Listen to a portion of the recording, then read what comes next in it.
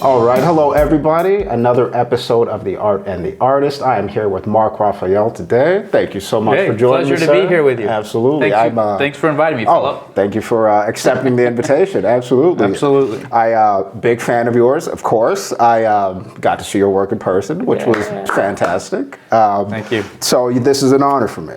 Great. All right, so let's just get right into it. Where are you from originally, and where are you located now? I am born and raised in Los Angeles. Absolutely. Yeah, Yes. I'm a native. Yes. And this is my studio. Yeah. I'm in the Mid-Wilshire district of Los Angeles. Yeah. It's about a quarter mile from LACMA, the LA County Museum of Art. Mm-hmm. Yeah, so this is my neighborhood. Yeah, and this is a good place to be too, because I mean, there's galleries all around here. Yeah. LACMA's right there. It's Right. a good place for art. Yeah, and I think it's only going to get more and more exciting because LACMA's going through a renovation right now. The subway's going underneath Wilshire Boulevard. Yeah. There's a lot of development in the area. Yeah. So I think we're situated pretty well here right now. Yeah, absolutely. Yeah, I love it. Yeah, and this is a great space. Yeah. Absolutely fantastic. You guys can't see all of the art hanging on the walls, but it's beautiful. All right. Okay, so I want to start from the beginning then. When you were younger, were you always an artistic person? As a kid, were you drawing and painting, or how did it start? I was fairly artistic as a kid, but I didn't think of myself as such. Okay. I loved coloring books. Sure. Loved the Crayola crayons. Yeah. And I do remember when I was in elementary, one of my favorite classes was art. Mm-hmm.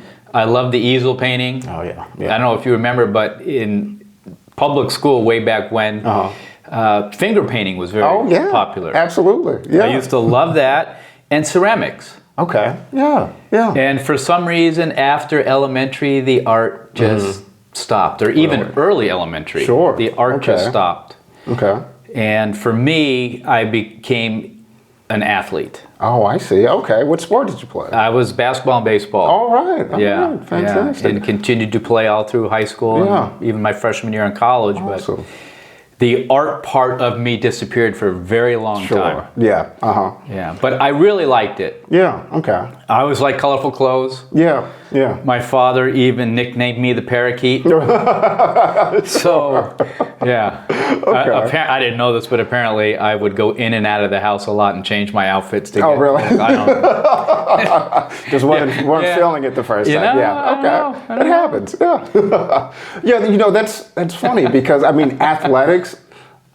When you're an athlete, like a good athlete, that kind of takes over your life, really. Oh, yeah. I mean, that's the commitment. Yeah. A lot of sacrifices. Yeah. Okay. Oh, yeah. All right. So you're in college. What did you study before you got into I was a French major.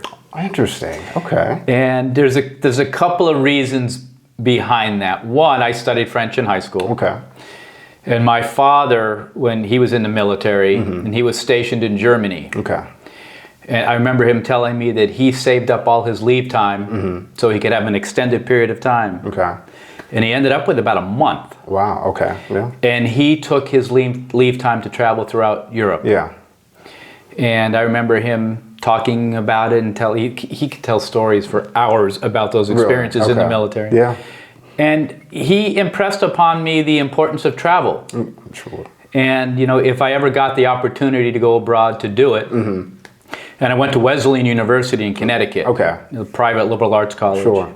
And they had these programs where you could do a year abroad. Oh, okay, yeah. And I learned of the one in Paris. Okay, yeah. So I did my junior year in Paris. Yeah. I was only supposed to be there one semester. Okay.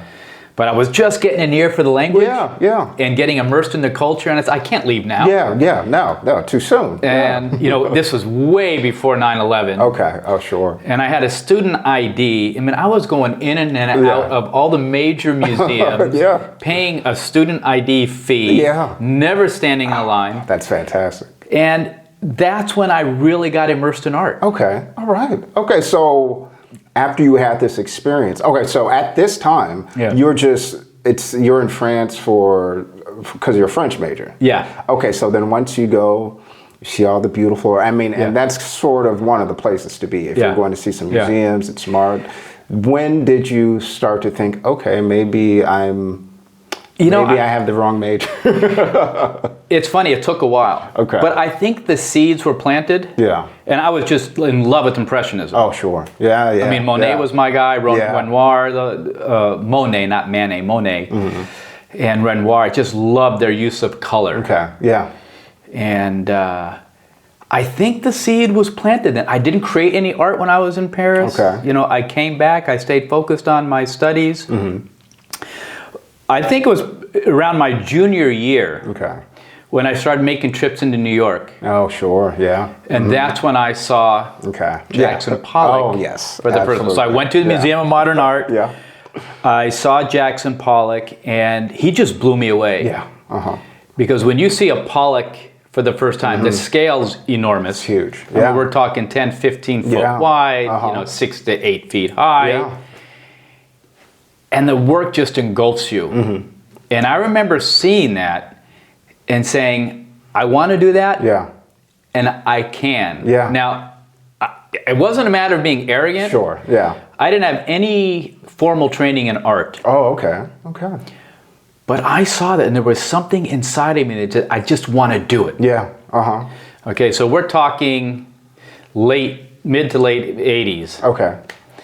But it wasn't until 1991 Really? Okay. that I painted my first Pollock-esque painting, and that kind of started it. The rest is history. Okay. So, you know, it's just, you're not aware of it when you're in the moment that these seeds and influences are penetrating you and being planted. And they take time to germinate and to sprout, and I'm one of those. I think of myself as a late bloomer. Yeah, okay. All right, well, I mean, I think that's a good way to categorize yourself. Yeah. And it's never too late. I always tell people that. Absolutely. Yeah, you know? If there's something you want to do, if you're not dead, do it. Okay. Yeah. Don't keep putting it off. Yeah. So it was Pollock then that got you interested in, I mean, just art in general? Yeah. And I think that's when my sensibilities towards art changed. Okay. Yeah. I started moving away from the Impressionists. Okay. And I didn't understand it. When I looked at the Pollock then, I didn't understand what he was doing. Yeah. But I just had a visceral reaction to it. Sure. I had an emotional experience. Yeah. And I was just so jazzed by it that I just wanted to give it a go. And I think over time, once I started practicing the art, I didn't know it then, but I think what I began to realize is, you know, with abstract expressionist art and abstraction in general, it's the internal aspect of the artist that you get in touch with. Yes. It's not the external. Yeah. And even though the Impressionists were capturing an impression and weren't doing super realistic painting, and you could argue maybe that some of that was coming from within, that shift really started taking place with the abstract expressionists. And I didn't know it then, but I have come to realize that over time that, you know, I'm the source of my art. Yeah. Okay. Yeah. And I find that really appealing. Sure. Okay. Yeah. So would you say that, well, most of your pieces, if not all of your pieces, it's not what it looks like. It's how you were feeling when you made the piece? Yeah, I'm very process oriented. Okay. Most of the time, I do not have a preconceived notion of what I'm going to do when I come in. Okay. You know what? That was one of my questions for you.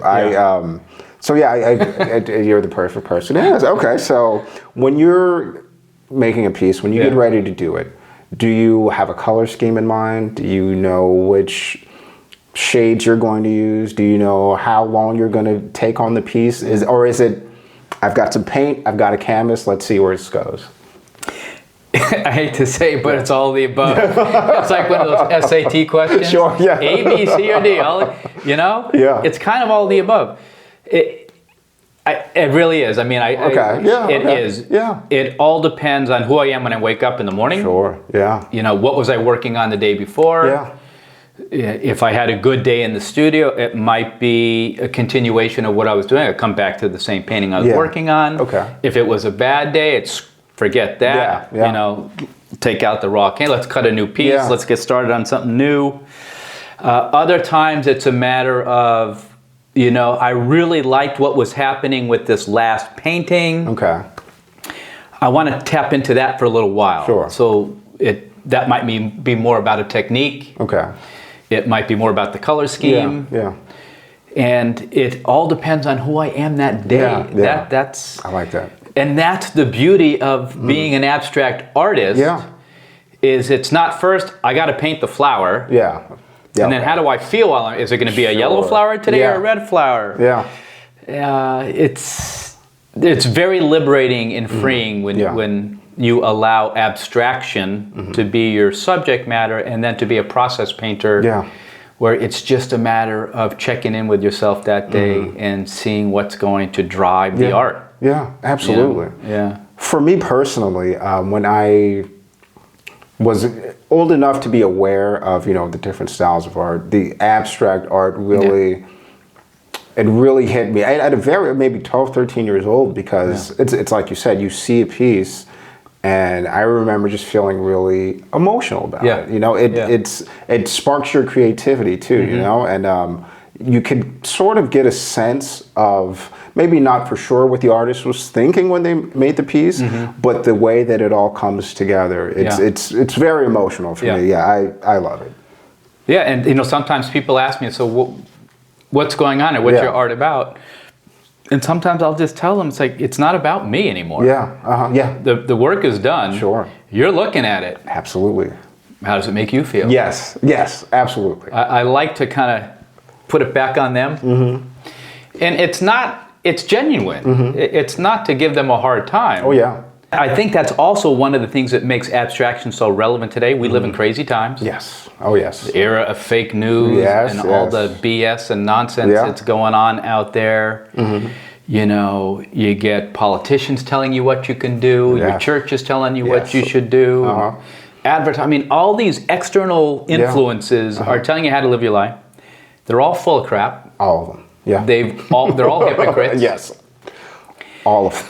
And I've come to realize when I think about my process and what I do with abstract art is enough of the external world. Yes. It's let me down.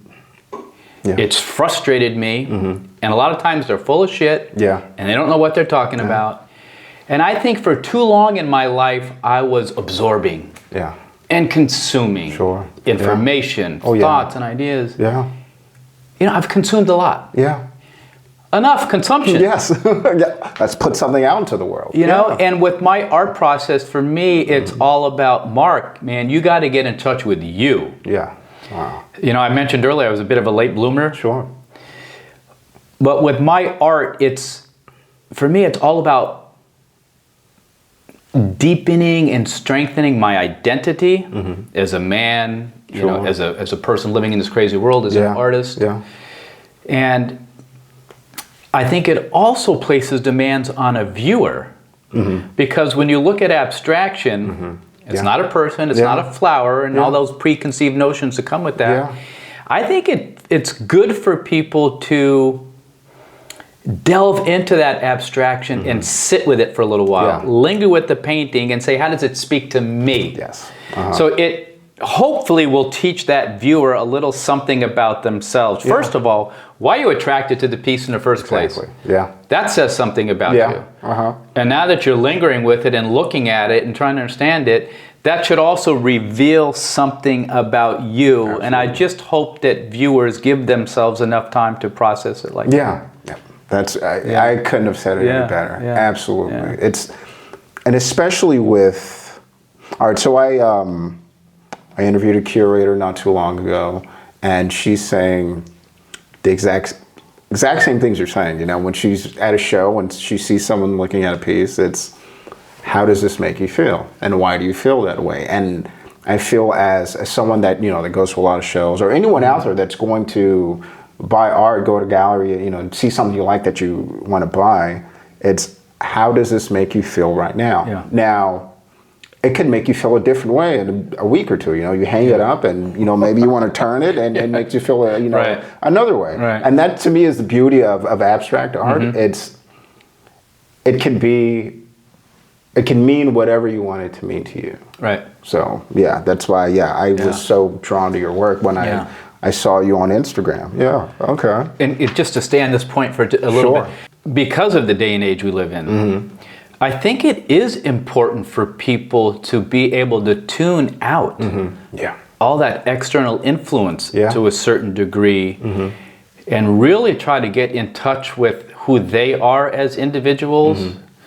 You know, what makes me tick? What do I like? Yeah. What don't I like? What do I really believe? Yeah.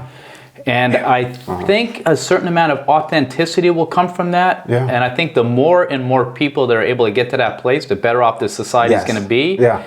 Because there's not a lot of authenticity out there no. when it comes to politics, Yeah. the business world, Sure. or whatever. You know, you find it more in the art world. Yeah. It's true. And I think we need more and more of that. Yeah.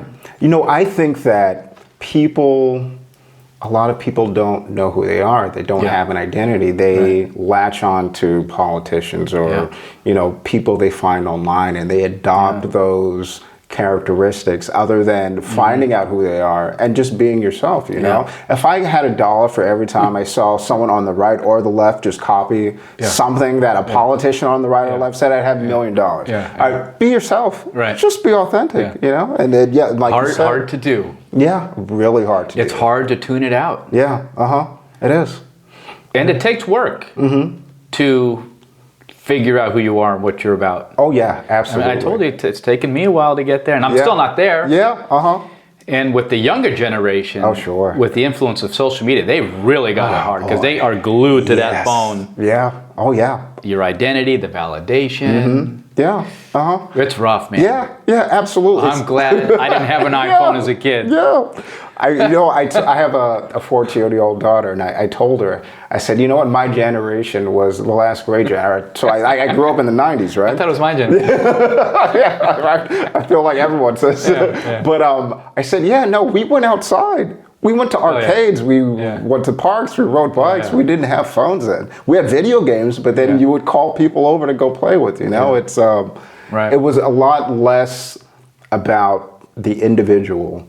I say a lot of times when I'm, looking for an artist online, like in between like finding artists, you just, see a random Instagram post and it's, look at me, look at who I am, me, not, anyone else. And I think that's, to me, that's a travesty where it's, people are so concerned with themselves, they don't really bother to care about, person next door, person down the street. Yeah, it's sad. It really is.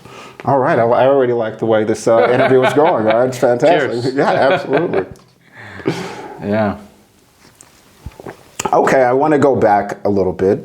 So after you finished college, what were you doing up until the time you became an artist? I didn't know what the heck I wanted to do. Yeah. I thought when I was in Paris my junior year, what I really wanted to do? I wanted to work for a big production house. I wanted to work for, a 20th Century Fox, a Paramount, a Warner Brothers, and I wanted to distribute films overseas. Okay. Yeah. What the hell did I know? Once I started looking into what was involved with that, and then the people I was coming in contact with, even people my own age, like classmates, their parents were already doing things like that.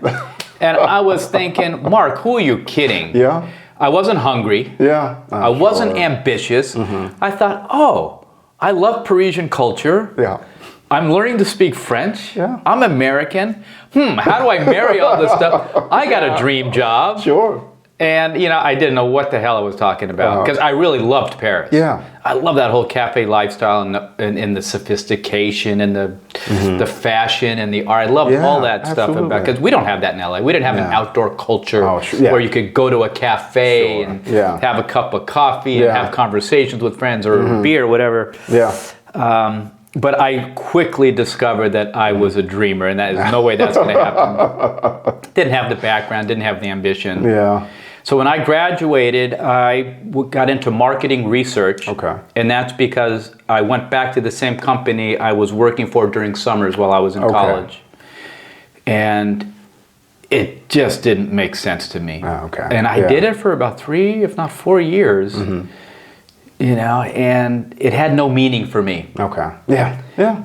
And when I got, it just wasn't me. It didn't work. Yeah. And I remember my dad telling me, and he was noticing I wasn't happy. He's like, dude, you got to do something else with your life. Yeah. Marketing research doesn't seem to be you. I'm not a numbers guy or anything like that. Yeah. He mentioned teaching to me. And it took a little while for that seed to kind of take root. Yeah. And while I was still at the marketing research company, I decided I got to give this teaching thing a try. So I didn't give up my job, but I started teaching night school to Armenian immigrants in Glendale. Okay. All right. Wow. All right. Yeah. I noticed you recently interviewed an artist from the Glendale area. Yeah, right? absolutely. And I really enjoyed it. I liked being up in front of the group. Yeah. I think my personality was able to come out. I loved the students. These are all adults because they were immigrants. And I really liked the experience. And then I said, okay, I'm going to give this a go. Yeah. So I applied for an emergency teaching credential. Oh, okay. And did that. And part of that, if you get the emergency teaching credential, you have to be admitted to a university to get a teaching credential. Okay. So then I applied to USC. Okay. And things just started falling into place. All right. And they placed me in the Watts area. Okay. So my first teaching gig was in Watts. I have my emergency credential. Yeah. No experience teaching. I had the desire. And I wanted to make a difference in the world, and I'll get to that in a minute. And I was going to school at night, so that was the deal. Yeah. We'll give you a salary. We need teachers in these teacher shortage areas. And you have to commit to going to school at night. So that was my routine for a couple of years. Okay. And after a couple of years, I got my master's. Yeah. But I continued to stay at Markham I was at Markham Middle School. Okay. That was the name of the school. And I stayed there for 4 years. Wow, okay. And then I transferred to another elementary, that was a junior high. Okay. And then after 4 years, I transferred to an elementary school near downtown, near USC. Oh, sure. Okay. And I taught there for 9 years. Yeah. Wow. Yeah. Wow. Fantastic. Wow. Yeah. I mean, talk about being thrown in the fire. I mean, that's... It was. Oh, and it was a nightmare. And I started in the spring. Okay. Dude, you got to get in there right away, man. We need you. These kids have had nothing but substitute teachers. Yeah. And they're getting rid of every substitute teacher they have. Yeah. And Philip, it was horrible. Yeah. That spring was horrible. I bet. Can you sit down, please? Yeah. No, not no way. Yeah. Walking out. I didn't have any books. Yeah. Wow. I was just starting to learn about lesson plans. Sure. Kids walking out of the classroom on me. Yeah. And it was rough. Yeah. And I tell you, a few things kept me there. One is my desire to make a difference in the world. Yeah. A great mentor teacher.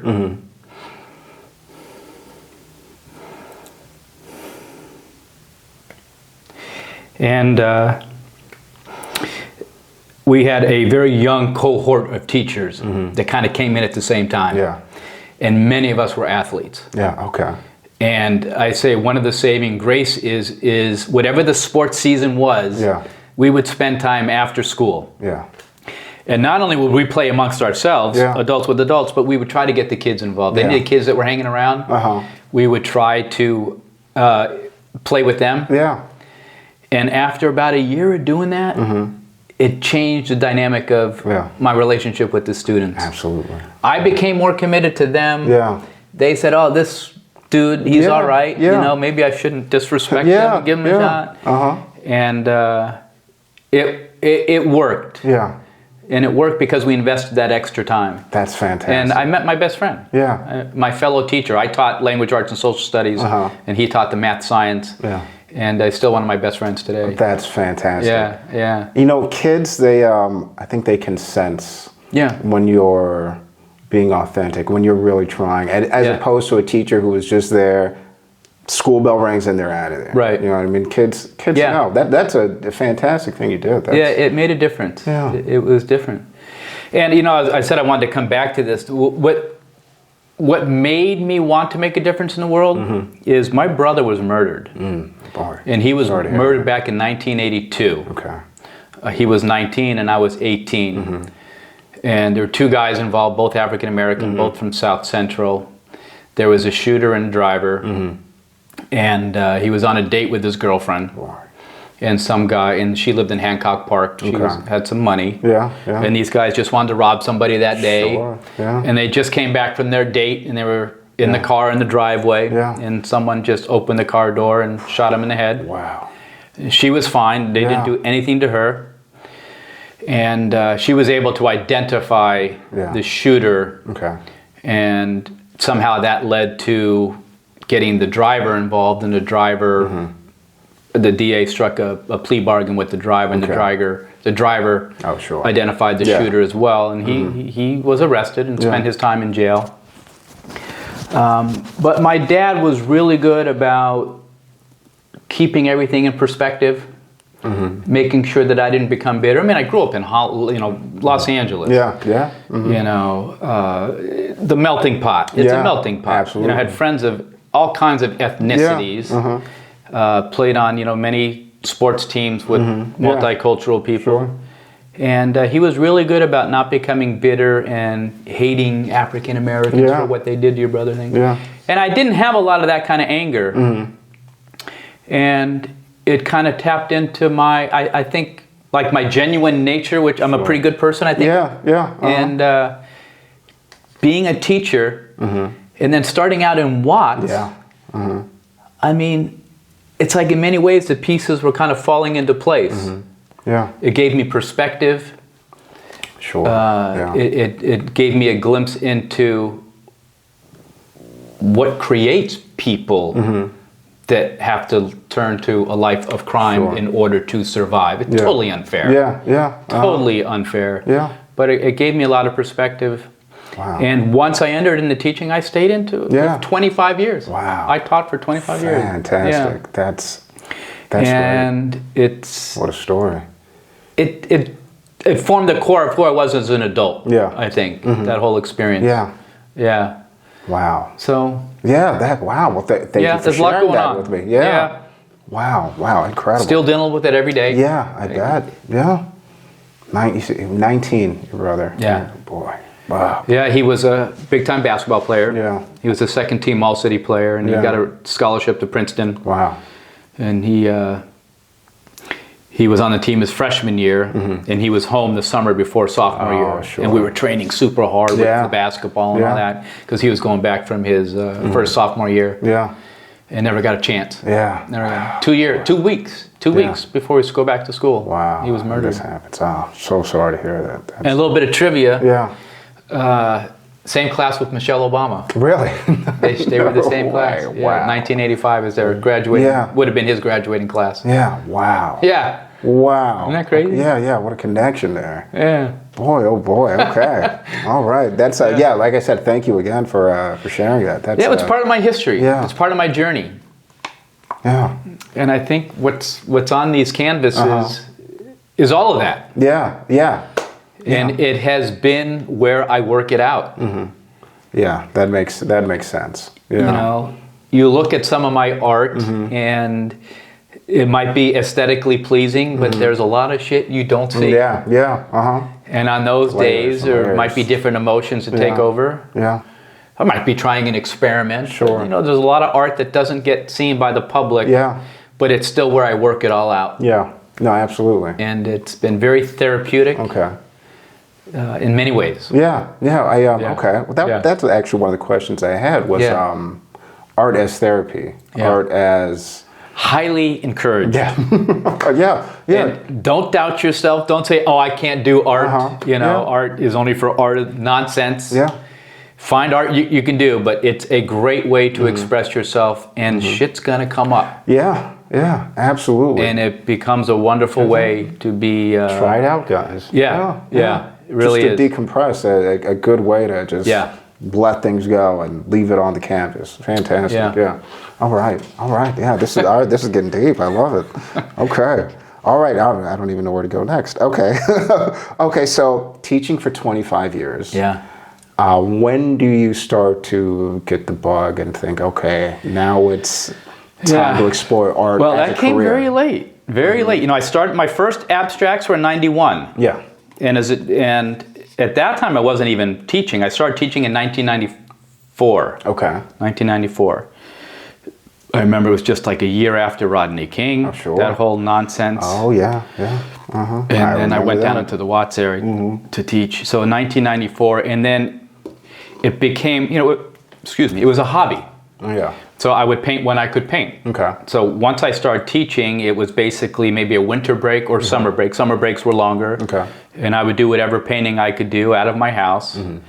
And we're talking smaller pieces. We're talking 18 by 24s and 36 by 40 and that kind of thing. Nothing like this. Yeah, I was going to say. This is 60 by 48. I don't want to sound arrogant or conceited in any way, but those first paintings I did, not only did I like it, but I was pretty good at it. Yeah. I thought I was pretty good at it. And Pollock was my model at the time. Okay.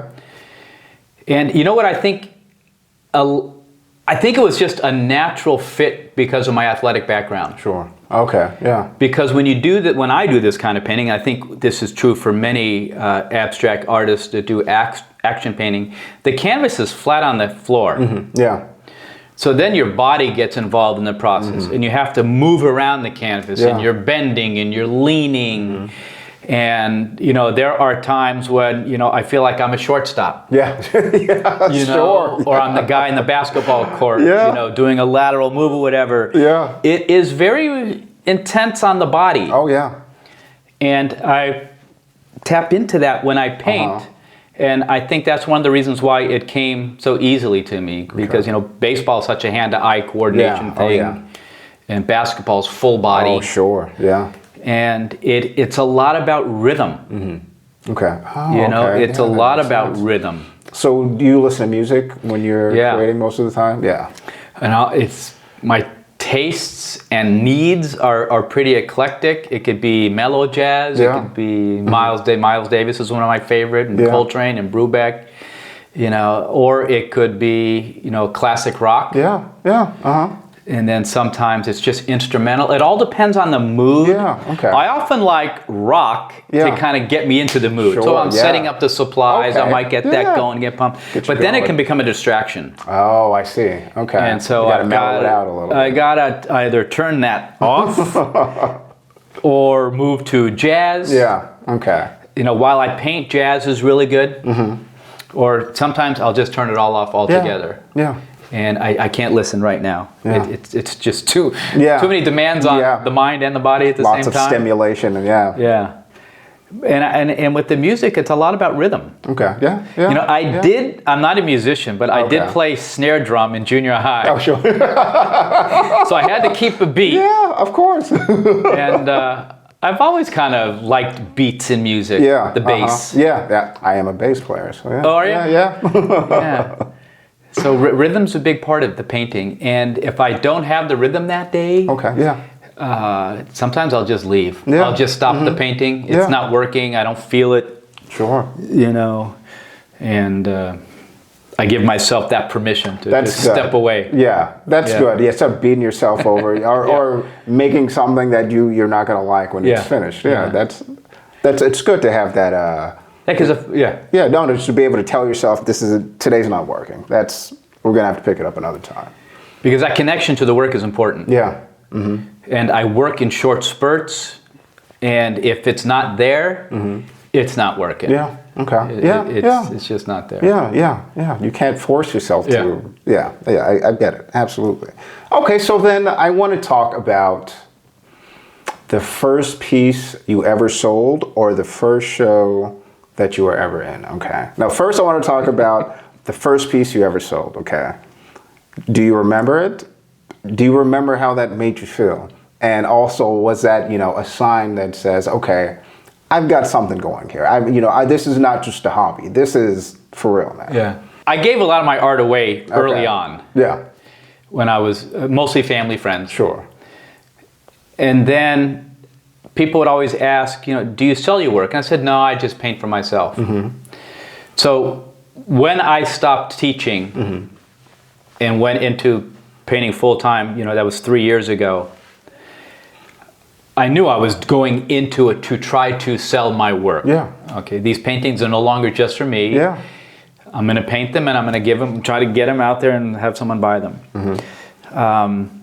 I do have to think about this for a minute. The first painting that was bought was either my sister-in-law, Okay. because I was painting out of her garage with no payment to her. Oh, okay. Except some free art that she got. And remember, she did buy a piece after I gave her a couple. Okay. She bought a piece for $200. Nice. And then I had a cousin who lives in Vermont. Okay. And she knew I started to make art. And at that time, I was on Saatchi Art, the online platform that sells art. Yeah.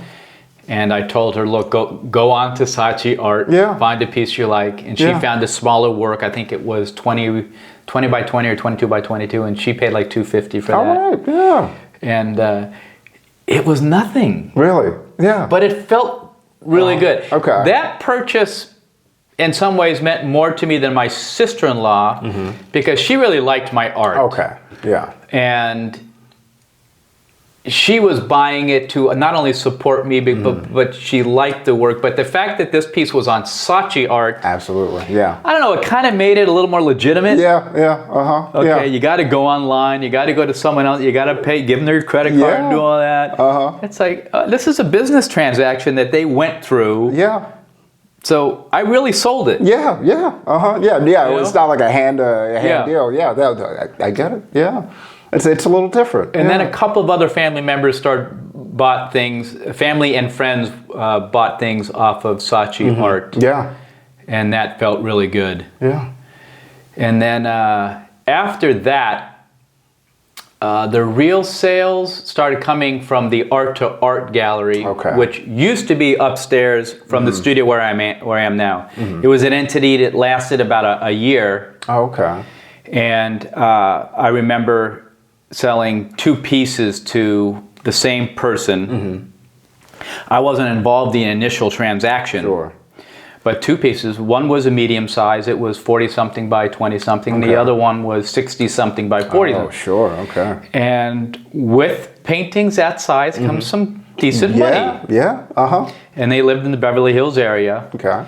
And once the purchase was made, not once the purchase, once they had settled on what they wanted, I went along with the gallery owner to their home. Oh, that's good. Yes. Because there was a few pieces they were interested in. And we brought several over there and we spent about 30, 40 minutes and kind of hung some paintings in their space. Yeah.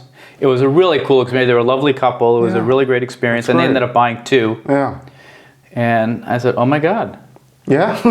The paintings are starting to sell. This feels really good. Yeah. And wow. Yeah, I said, okay. I'm a professional. Somebody, someone wanted my art. Might kind of dismiss that. Really, you're professional. You saw a couple of paintings, but to me at the time it meant a ton. Oh yeah, absolutely. And it validated me. I thought I was pretty good at what I did, and those sales meant a lot. Yeah, no, absolutely. Yeah. I mean, I get making art for yourself. Yeah.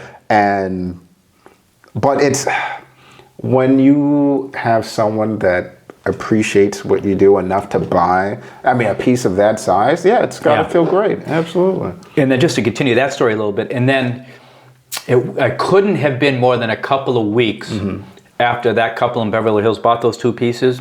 Somebody else bought another piece on Saatchi Art. Yeah. And the piece they bought was the companion piece to one of the pieces that couple bought. Oh, sure, yeah. They both were the same size, very similar, same colors and everything, painted at the same time. Okay. Synchronicity? I mean, I started wondering, did these people know each other? Yeah, really. Hey, look, we bought it, and in my little homage to Pollock, it was called My Blue Pollock. Oh, okay. Oh, fantastic. So I had My Blue Pollock 1 and My Blue Pollock 2. And the people on Saatchi bought My Blue Pollock 2, and I'm thinking, what are the odds of both of those paintings selling in such a short period of time? Yeah, and I did find out that buyer was in New York. Okay. Yeah. So I don't know if they knew each other or not. Wow. Yeah, but back to back, it was pretty cool. Sometimes the stars do align. Yeah. Yes, absolutely. Yeah, that was pretty cool. Very validating. Yeah. Because that was a complete stranger. Yeah. Oh, sure. Yeah. Not associated with the gallery. No friend, no family. Yeah. That's got to feel. So that was in some way the more validaing moment. Yeah. That somebody went online and found it. Yeah, I think so. Yeah, that's fantastic. Yeah. Okay, I've got a question about the sizes of your pieces. Yeah. Okay, so you've got these. I mean, I'm gonna have to take some pictures after this is done. But you've got some bigger pieces, and then you have the little smaller ones. And then I saw online you had the deconstructed series, which is a little bit smaller. Yeah, 11 by 14. Yes. Is it when you're going into one of the bigger pieces as opposed to the smaller ones? Is there a different approach to how you go about creating it, or is it still sort of the same? It's similar. The only thing that's not similar is the deconstructed series. Oh, okay, sure. And the title deconstructed comes from the fact that the smaller pieces are cutouts of larger paintings. Oh, all right, okay. Yeah, so I was doing these 3 paintings at about the same time. Yeah. And I just wasn't satisfied with how they were working as a whole. Okay. But there were parts of the painting that I liked. Okay. And I was thinking, why roll this thing up and retire it to a closet somewhere? Yeah. Uh-huh. Let me find the places that I like. Yeah.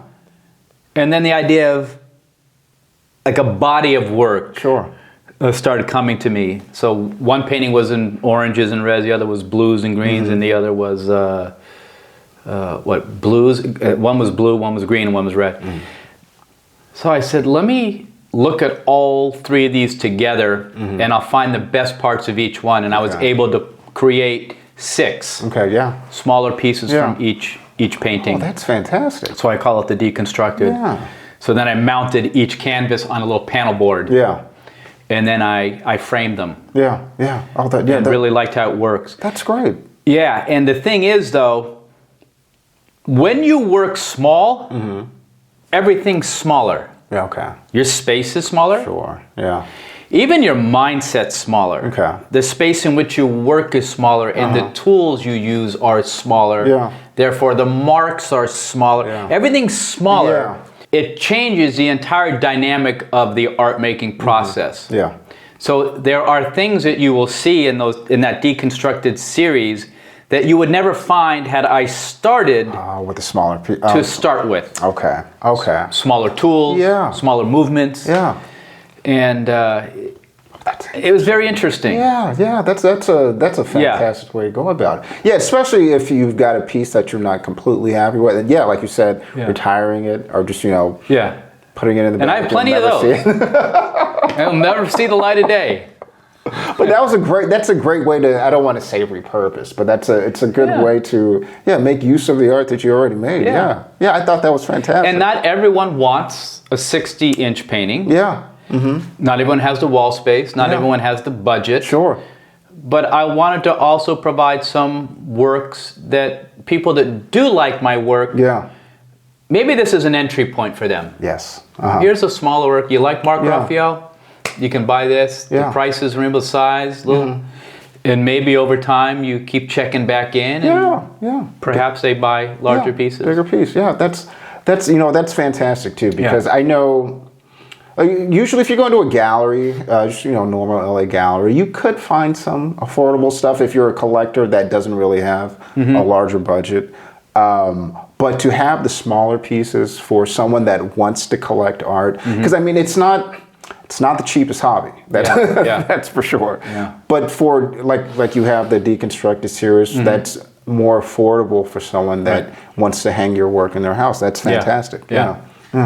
Doesn't provide a lot of wall space, but you get that color, you get that wow. You own a Raphael. Yeah, absolutely. You guys check it out. All right. Check out I'm gonna post the Instagram and all that stuff. All right. Bigger isn't always better. Yes, absolutely. That's fantastic. Can I step out of the frame for a minute? Yeah, go for it. Yeah. Well, so we're talking about smaller art pieces. Yes. So this is an example. Sorry, hold it up to that one. Oh, sure. Yeah, either one. Oh, yeah, do it. So this is an example of a small piece I'm still recording. That's the same size as the deconstructed series. It's 11 by 14, but I started small. Oh. So I see the difference. Yes. It's very uniform in its look, which is fine. I mean, I love the color. I like that it has a background. It has harmony. It has balance. It's a nice color palette. But there are things in here that just are not there because it wasn't a bigger piece. Because, when you work larger, you also work freer. Yes. Yeah. And when you work on a large canvas, the whole movements are bigger. Yeah. The gestures are bigger. Yeah. And one of the other beautiful things about working big when you're an abstract artist is, if you see something you don't like, you paint over it. Yeah. You work it into the painting. You have the room to do it. Yeah. But with little pieces, if you start noticing things that aren't working out, it's a little bit more problematic to solve that issue that's appearing on a very small surface. Yeah, no, absolutely. Yeah. Okay, I've got a question for you, and I've always wanted to ask an abstract artist this question. When do you know when you're done with the piece? when do you Well, a lot of people ask that. Yeah. And you know what the simple answer is? I just do. Yeah, okay. Yeah. I just do. Because you do have to worry about overworking a piece. And I've overworked plenty of pieces, and I kick myself in the rear end. Yeah. It's like, Mark, why didn't you stop an hour ago or yesterday? Yeah. You kept working it, and you ruined it. I mean, that's happened numerous times. Oh, sure. Yeah.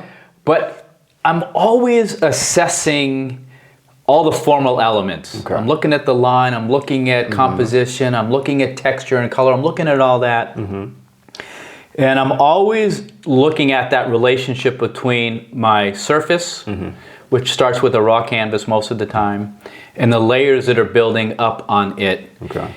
And if you're not careful, that paint builds up on you really fast. Okay. Sure. And it can become overworked, and there's just too much paint on there. You have to have those moments where you do step back, take in the full picture, take a look at it.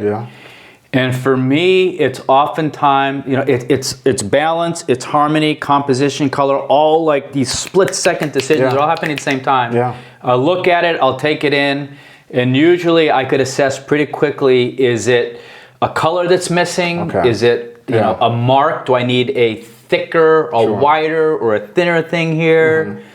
And once you identify that, because when you're getting to the end, you're going through these split-second decisions a lot. But when you get really close to the end, you do something, and you slow down a little bit. You do a little mark, and then you slow down and you assess it. When you're in the middle of it, the beginning and the middle, it's just, I'm into it. You're not thinking about all that. Just going. You're just going. And, you are thinking about it, but it's not as conscious. Sure. So when you know you're getting close, you got to take your foot off the pedal a little bit. And you have to give yourself that time to take in the whole picture. Sure. And then I think I've been pretty good at identifying that balance and harmony in my work. And it's just so satisfying when I do that last little that thing. I put that little bit of red here or that little whatever. Done. That's it. That's good. Hey, walk away. Okay. Walk away. I was waiting to ask you this question. Yeah. No, that's great. Because I've heard of artists going back to a piece and ruining the piece. Been there.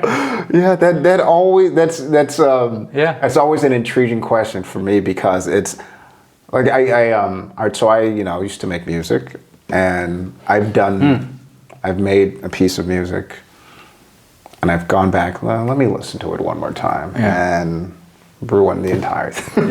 Ruin it. So I've got to start back from where before I ruined it. But it's there's always, not always, but sometimes you get that itch to say, well, maybe if I add this, or maybe if I, change this note, or, change this whole thing. But that's why I feel like, how do you know when to stop? When do you know when to stop? You gave a great answer. I like that. You just do. You just do. Yeah. I talked to an artist who said that once she signs her name on it, that's it. She leaves it alone. Shout out Bonnie. What's going on, Bonnie? Okay. All right. So when you decided to go full-time, you said it's the third year full-time artist, your friends and your family, what did they say to you? What did they think? Well, honestly, I kept it a secret from a lot. I couldn't keep it a secret from my wife. Sure. You know, it was an important decision. You know, my last year of teaching wasn't a rewarding one. Oh, okay. I was teaching, you know, I was teaching little kids for a very long time, middle school kids, elementary kids, and because I was teaching at a private school, you don't have to have a secondary teaching credential to teach high school. Oh, sure. Okay. And I was a writing specialist with the elementary kids, and I loved it. It was a dream job. 9 years I was doing it. And then I was getting a little tired of it, and some of the dynamics that were happening in the elementary division I wasn't real happy with. So I said, let me just see if I can move up. So they were very good at supporting me with that. That's nice. The high school kids were a challenge. Yeah. Their personality. Yeah. It's a private school, you said? It was private. Yeah. So I had a challenge with their personality, and I think, if I'm going to be fully honest here, I think to some degree I might have been in over my head. Okay. Content-wise. Yeah, really. Yeah. And it just wasn't real positive for me, for the principal, even for some of the kids. Yeah. And, you know, we agreed to part ways. And this was right before the pandemic. So I didn't know the pandemic was coming. But I did say to myself, I got to find the silver lining here. You know, I got to find the silver lining. And for a long time, I just wanted to devote more time to painting. Sure. And I said, I'm at a crossroads. Yeah. I could sign a contract, a year-long contract with another school. Yeah. Okay, and there goes the painting again, because when you teach, you put in ridiculous hours, creating curriculum, lessons, grading papers, emailing students and parents. I mean, it's just one thing after another. I said I was really good about saving money. And I said, you know, I'm still young. Yeah. I'm still physical. I do physical painting. Yeah. I think this is, someone's talking to me here. Someone's helping me out here, and this is my time. So, and it was also my way to invest in myself. Sure. I made a point to say to myself, I'm not going to ask my wife to assume more financial responsibility. Okay. Yeah. So I've tapped into my retirement as an investment in Marc. Yeah. To support this art journey that I've been on. Oh yeah, yeah. You got to bet on yourself sometimes. Yeah. Yeah. So that was the commitment 3 years ago to do it, and in so many ways it's been the best decision. Yeah. Now, it doesn't mean that the other decisions I've made in my life were necessarily wrong. Okay. I'm not sure I would be painting the way I'm painting now had I not had all those experiences. Yeah. But it was time to tap back into that little artist that loved art as a kid. Yeah. Loved elementary school art, the finger painting and squeezing the clay and making figures, and I would never ever trade the athletic experiences I had. Oh sure, no. Because that was my identity. Yeah. I'm an athlete. Yeah. It taught me discipline. It taught me fortitude, hard work. Absolutely. All those cliches, but they're true. It's true, yeah. Teamwork. Absolutely, yeah. How to overcome discomfort, adversity, how to feel good about who I am as a person, get a sense of accomplishment. I mean, those things are invaluable. Yeah. And I've brought all that to this new chapter in my life, this professional life as an artist. Yeah.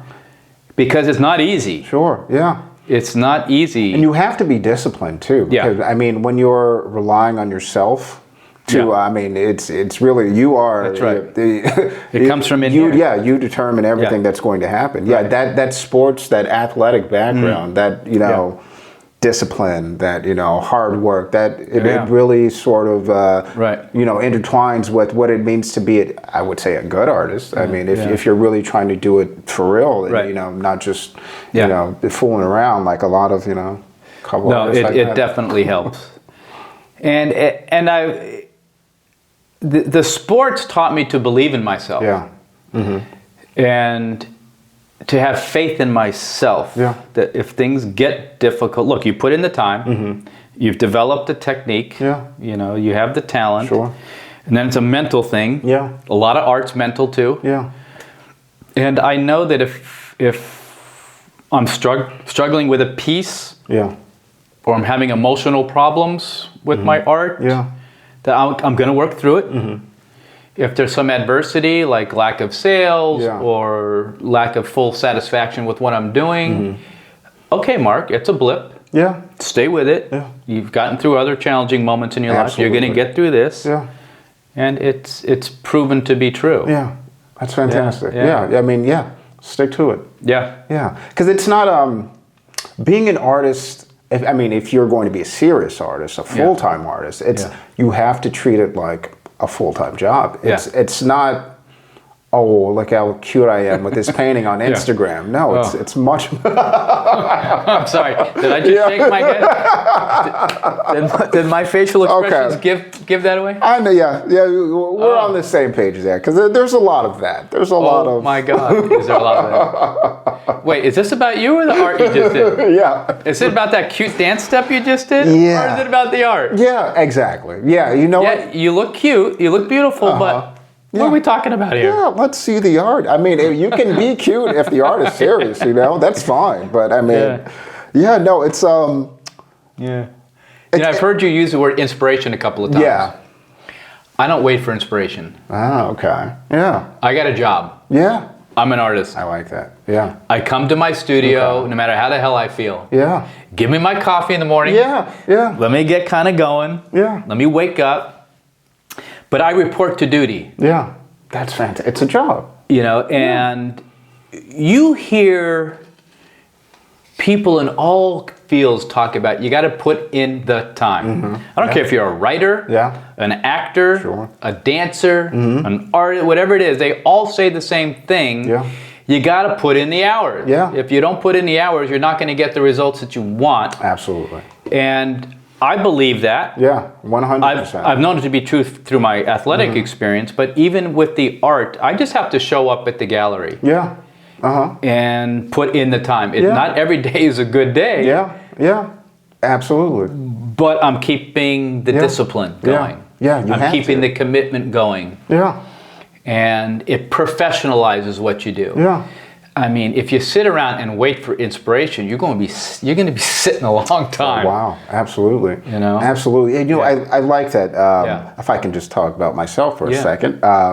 So this will be my 36th interview with you. Okay. Yeah. Nice. Yeah. Wow. Good for you. Yeah, and I know a lot of when I first started, it was so you're doing this on the side? This is a little hobby? And I said, if you knew what went into this. No, this is a second job. This is not, it's not a hobby. I'm trying to quit my job so I can do this and take it seriously. And it's like the same sort of thing with artists. It's you can't give up. It's hours. It's time. It's what are you going to do to keep this going? Are you going to sit around and do nothing? No. You know how many artists have been rejected from interviews or just no answers whatsoever after I send an email? But you can't. If this is something that you want to do, me with this show or any artist out there watching this interview, you can't stop. You got to keep going, or you'll never really fulfill. What you think you could be as an artist.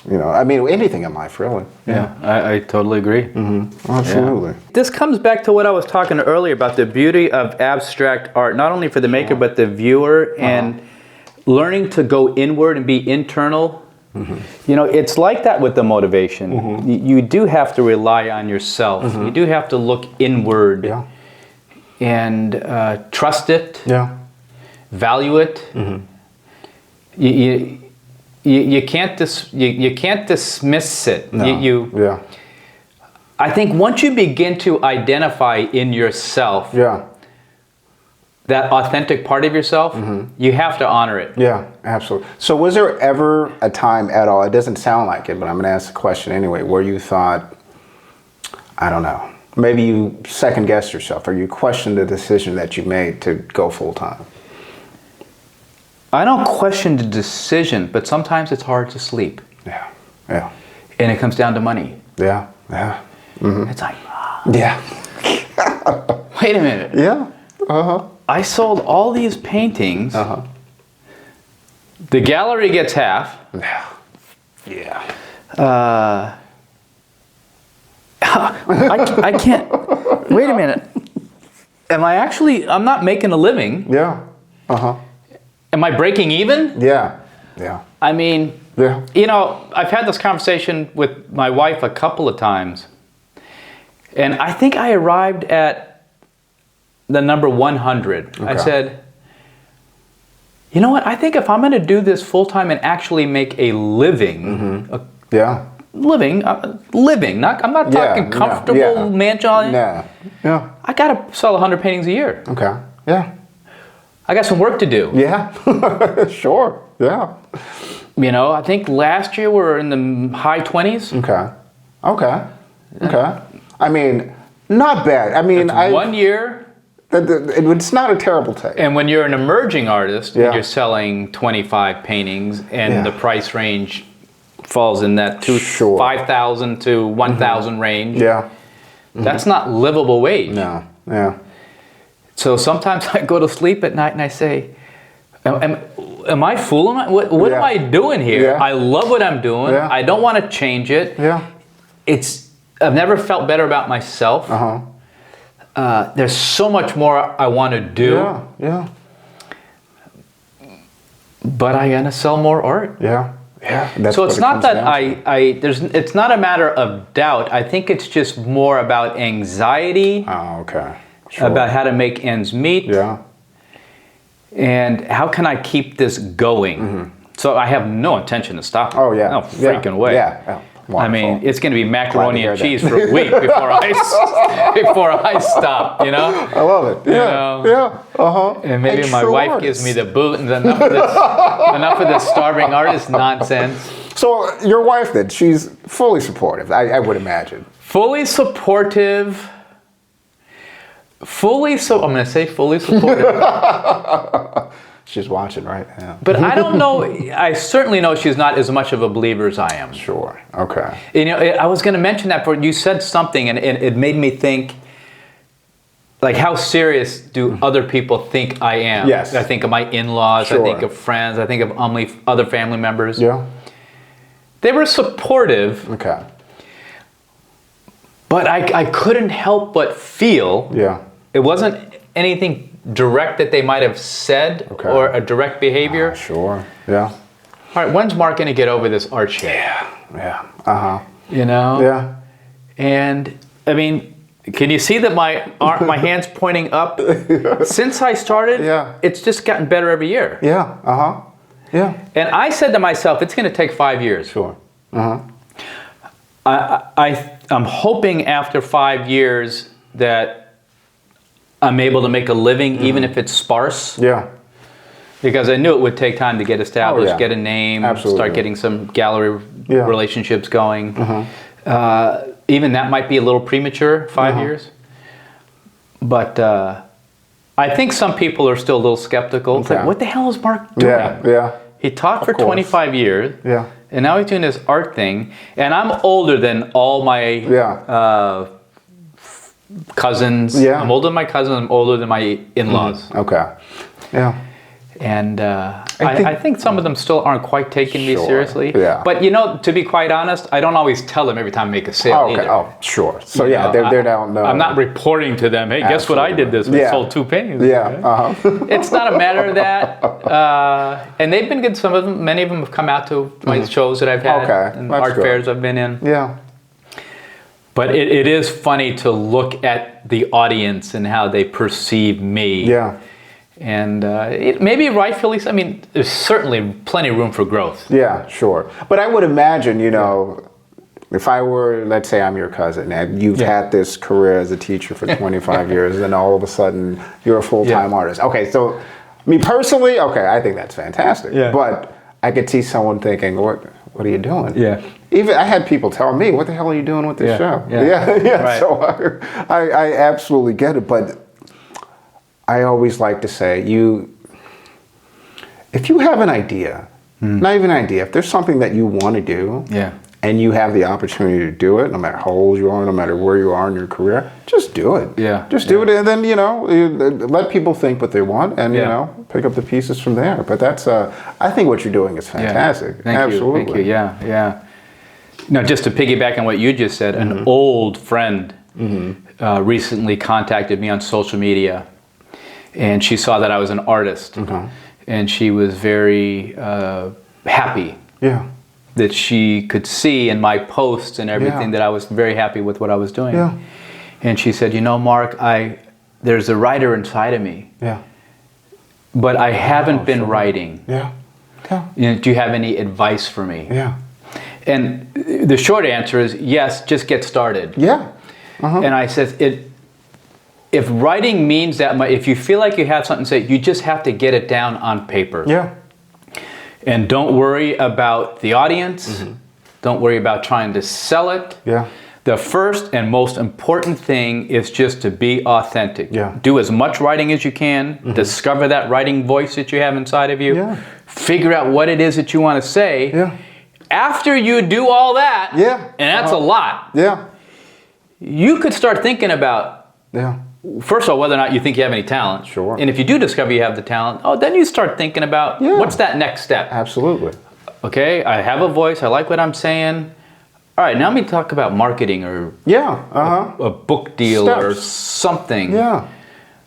But it's putting in the time. If you have the passion or the dream for something, you got to give it a shot. Yeah, I agree. Right? Otherwise, you can have a regret. Yeah, absolutely. And I didn't want to start painting when I was 70-something. I got back pain. I got arthritis. I forget. Really? Yeah. Especially the work like this, and canvas on the ground, and you're bent over. I got plenty of lower back pain. No, you got to do it while you can. Yeah, absolutely. Absolutely. And you know what? And after I realized every politician was full of shit and lying to me, no matter what side you're on, my God. that's when I figured, you know what? I'm going to do what makes me happy. Yeah. Okay, that's it. That's all you can do. Yeah. And it's really important now, I think, more than ever. Yeah. Yeah. Do what makes you happy. Because there's so much shit in the world right now. There's so much to be upset about. There's so much negativity. Yeah, you get caught up in this ball of, back and forth online. That's why I don't argue with people online. I just don't do it. I've got better things to do with my time. But yeah, it can really stress you out. So just like you said, if you find out if you got the talent, but you got to do it. You got to try it. You got to put in a little bit of time. Can't half-ass it, that's for sure. And even if it doesn't, you can't monetize it necessarily. Mm-hmm. If it brings you satisfaction and reward, then that's a good thing. Yes. And you got to continue to do it. Yeah. What's the alternative? Mm-hmm. So you have this desire inside of you, whatever it might be. If you don't do it, it's going to eat away at you. Yeah. You probably won't be the best person you could possibly be. Yeah. You're probably going to be regretful, bitter. Sure. That's going to carry over into your personal relationships. Oh, absolutely. Absolutely. It's going to probably affect your health. Mm-hmm. So why not give it credence and pay attention to it and give it a go? I agree. Because if you're happy, you're not going to be a problem over here. Yeah. Absolutely. No. Your personal relationships are going to be better. Everything. You're going to be a better employee. It's a better mood. You're going to be better for society. Yeah. But it's those people that don't tap into that. Mm-hmm. And even if it just turns out to be a hobby. Yeah. But still makes honor it and give it some voice. Yeah. I think people are going to find satisfaction from that. Absolutely. And reward. Yeah, I agree. 100%. 100%. You guys hear that? All right. If there's something you want to do, do it. All right. Goodness. No matter how old you are. Yes. I haven't revealed my age, but I taught for 25 years. And I said, I'm not giving up on my dream to be an artist. Yeah, fantastic. That is tremendous. All right. I love these types of interviews. I have all these questions, and I don't know, I maybe picked a couple of them out of here. But this is going well. All right, well, we are getting towards the end of this. I've asked all the prevalent things I want to ask. Is there anything that you would like to add? Anything that I didn't bring up that you would like to talk about? Just a recent development. Okay. I'm kind of excited about putting on another hat. Okay. Because the gallery space above me is no longer a gallery. Okay. It's defunct. It doesn't exist anymore. The space is still up there, but there's no entity running the space. There's this desire in me to put on a show. Okay. So I'm starting to wear this curatorial hat. Absolutely, that's fantastic. And even the producer hat. So I've contacted about 15 artist friends that I know, people that I like. I like their art. I think we get along well. And I've gotten a really good response from them. Yeah. And we've established a date to have a pop-up art show from May 29th through the 28th. And it's kind of exciting to be both an artist participant, but also the curator producer entity trying to pull it all together. Now, do you see yourself doing more of this? Are you kind of waiting to see how this goes? This is my first opportunity doing it. I'm dipping the toe into the water, so to speak. Yeah, beautiful. But I'm already jazzed by it. It's so I imagine there'll be more opportunities for this. Oh, sure. I don't see why there wouldn't. So I'm excited for that. And it's going to be interesting just to get a different sense of what it's like to be on the business. It's not so much that it's a business venture, but to be behind the scenes trying to pull together a show and what goes into that. I think it's going to give you more insight into what galleries actually do, even though there's higher stakes involved with what they're trying to do. But I like the curatorial aspect of it. I like, I'm going to put a show together. What are the artists that I would like to be in the show? Because I like their art and I like who they are, and that's kind of how it's taking shape. So, now, is there a certain theme that you have in mind for the show, or is it? A lot of the artists do abstract work. And just full disclosure, I put it out there what might be a good title for this, and somebody without hesitation came up with the title Boundaries, Without Boundaries. What did she say? Beyond Boundaries. Oh, okay. Oh, I like that. I said, ooh. That is good in so many ways. I said, I really like that. It could, it encompasses a variety of themes. It could be a variety of topics. That in today's day and age, we keep coming back to today's day and age with all the political nonsense going on there. That we do, I think, tend to compartmentalize who we are, and our identities come from labels. I'm a Democrat, I'm a Republican, I'm a realist, I'm an abstractionist, I'm male, I'm female, whatever the hell whatever it is. But art is so great at crossing those boundaries and those borders, which are artificial. They're all man-made. 100%. So that's the title we're going with. I like that.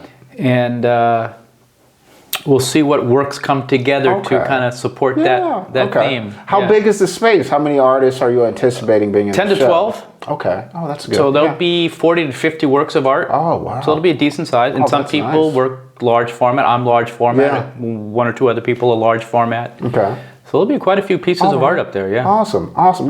Let me know when that happens. Whatever I can do, the minimal influence that I have, I mean, even just to promote it on my page, let me know. That sounds fantastic. So that's kind of exciting. Wonderful. Okay. Awesome. Okay, I've got a couple of questions I like to ask at the end of the show.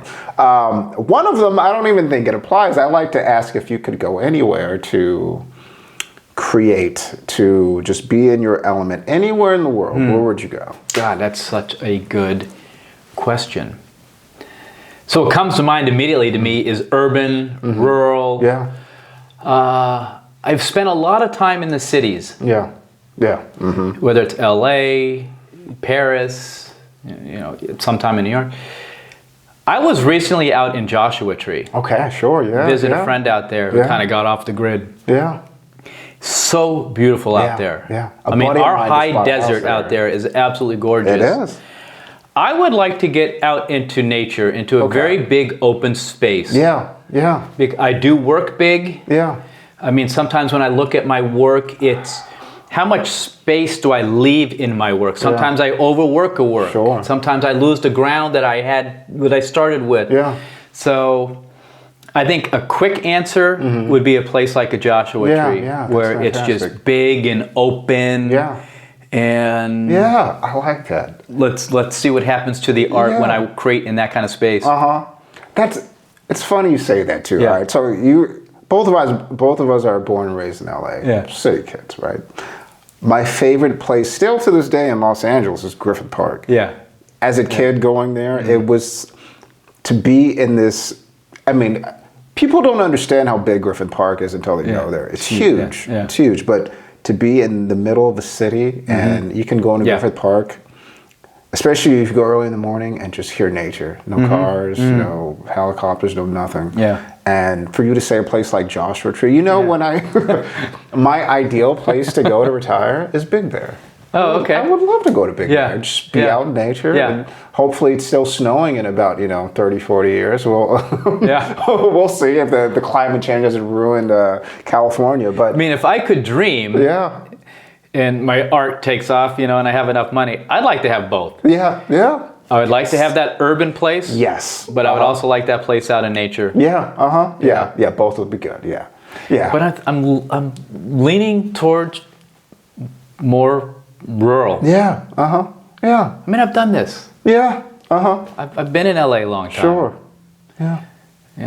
It's time for a change, maybe. Yeah. Yeah, I get it. When I was younger, I moved to Chino Hills for 1 year, and I hated it. It was too quiet. Yeah, right. Way too. I was so used to the busyness of Los Angeles. Right. So this is when I'm. How was that? I don't know. I think I was a freshman in high school. I don't know why we lived there. Then we moved back downtown, but I remember sitting there thinking, I need some noise. But now that I'm older, it's... Give me the quiet. Give me that quiet. Give me some of that solitude. Absolutely. Yeah, I'm kind of gravitating towards that area. Yeah, okay. But like you said, both. Both would be perfect. Yeah. Because I'm a city guy at heart, right? Like Money has its benefits. And it's getting expensive down here. But okay, so my last question that I like to ask: if you could give advice to an up and coming artist, maybe something that you knew before when you first got started, or something that you discovered along the way, what would you tell them? Do it. Yeah.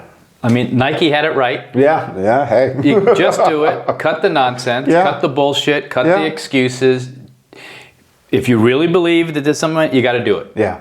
Okay? Absolutely. And there's never an excuse. Don't tell me you got a job. Don't tell me you're short on funds. Yeah. Don't tell me your significant other doesn't. That's all baloney.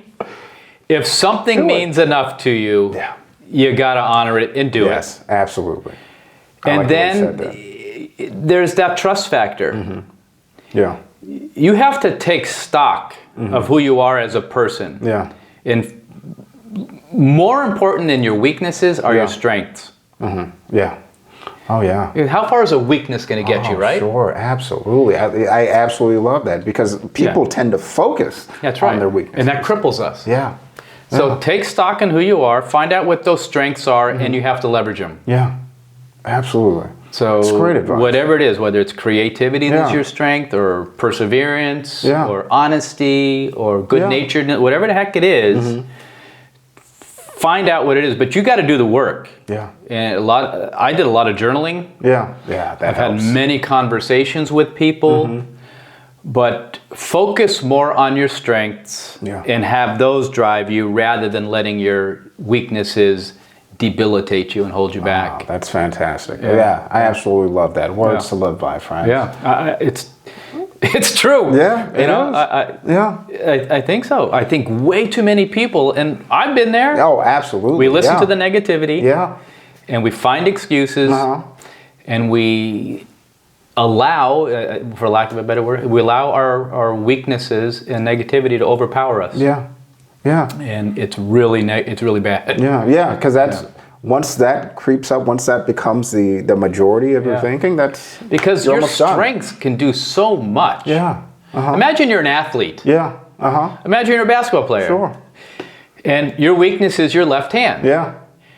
Do you keep dribbling with the left hand? No. No, the guy stole it last time. You did that and you tried to, the guy stole the ball. Stop dribbling with your fucking left hand. Dribble with the right one and see what happens. Oh my God, I drove past my dealer. Because you went to your strength. Absolutely. And then you can work on the left hand in the meantime. But go with the strength, man. Absolutely. That is fantastic advice. Right. I love that. Absolutely.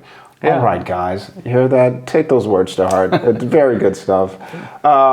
Thank you, Marc Raphael. Hey, Philip, it was a pleasure. Thank you so much. Absolutely. And I'll see you guys later. Take care.